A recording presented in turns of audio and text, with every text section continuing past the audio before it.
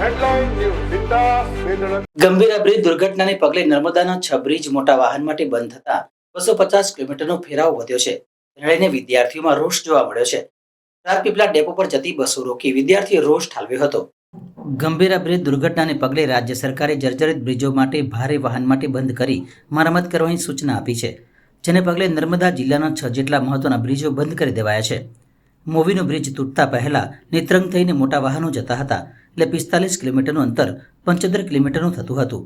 હાલ આ 6 મુખ્ય બ્રિજો બંધ કરવામાં આવતા રાજપીપળા થઈ, અંકલેશ્વર થઈ, કીમ કોસંબા થઈ, જંખવાવ, વાડી થઈને અંદાજિત 170 થી 250 કિલોમીટરનો ફેરો ફરીને જવાનું હોય મોટા વાહનો સદંતર બંધ કરી દેવાયા છે. અને ઊંચું ભાડું મુસાફરો પર વધારી દેવાતા મુસાફરોમાં રોષ જોવા મળી રહ્યો છે.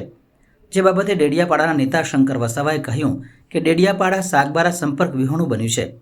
બધી ચીજ વસ્તુઓની અછત સર્જાઈ રહી છે. હાલમાં જો સમજો તો સ્ટોક છે એટલે ચાલે છે, પણ એવું વધુ સમય રહ્યું તો ચીજ વસ્તુઓ ખૂટી જતા મુશ્કેલીઓ વધશે.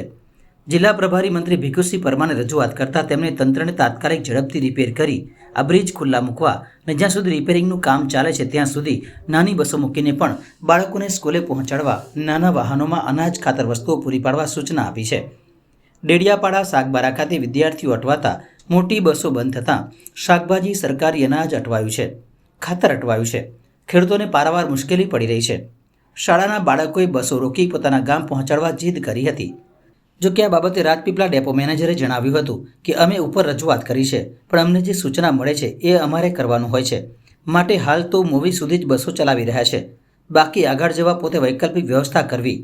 હાલ આ બસો બંધ થતાં લોકોને હાલાકી વેઠવાનો વારો આવ્યો છે.